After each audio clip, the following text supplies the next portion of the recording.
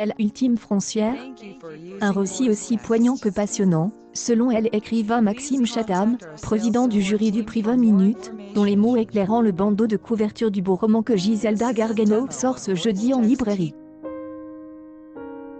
L'autrice italienne plonge son lecteur dans un monde en guerre, dans lequel les destins individuels, aussi touchants soient-ils, comptent moins que le combat que chacun mène pour sauver des vies. Peu importe les lieux et les époques, entre le Vietnam des années 1970, la Bosnie des années 1990, la République démocratique du Congo des années 2000 à aujourd'hui, rien n'a changé ou si peu. Les situations racontées dans le livre sont inspirées de la réalité, souligne Giselda Gargano, ancienne journaliste pour une association humanitaire. Mais les personnages sont inventés.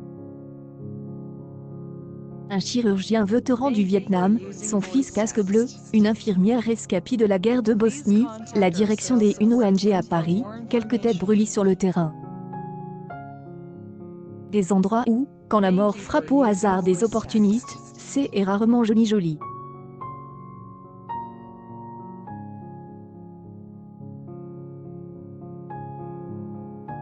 Elle ultime frontière, c'est celle que elle et d'humanitaire repousse pour aller secourir les peuples en guerre, explique l'autrice. Mais c'est aussi celle que les pays referment dès qu'une menace pointe à l'horizon. On pense crise sanitaire ou crise migratoire, mais la frontière du titre n'est pas que géographique. J'y pense à celle qu'elle ont bâtie dans sa tête ou dans son corps. Elle ultime frontière, c'est celle qu'elle on traverse quand on passe de la vie à la mort, précise Giselda Gargano qui évoque aussi les frontières entre la raison et la folie. À l'origine, le roman devait s'appeler Borderline pour la référence au profil psychologique, ajoute-t-elle. Parce que, pour faire ce métier-là, il faut être borderline. Dans son récit parfois fragmentaire, éclate, comme des séquelles de blessures de guerre qui peinent à cicatriser, on sent le côté assourdissant des armes, les effets du stress et la fatigue, jusqu'à l'étourdissement. Giselda Gargano excelle pour mettre des images dans la tête de ses lecteurs. Parmi ses influences, elle cite Apocalypse Now, pour le Vietnam, bien sûr. Mais aussi Océan des Ténèbres, Congo, ou No Man's Land, Bosnie. Elle a du mal à remettre des titres sur tous les films auxquels elle pense. On lui glisse la ligne rouge de Terrence Malick ou Underground des Emir Kusturica.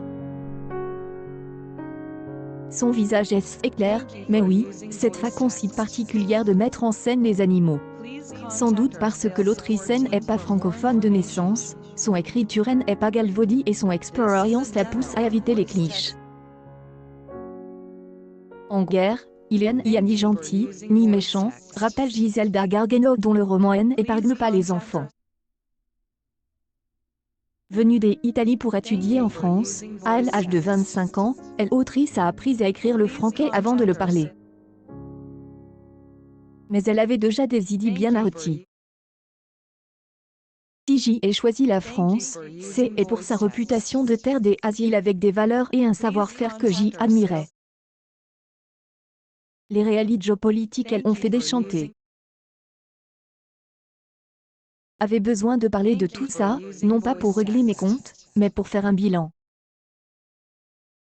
Il est un des impuissances, comme si la guerre condamnait les hommes et les femmes à refaire les mêmes erreurs, et si le monde des apps ne pouvait se construire que sur des sablements.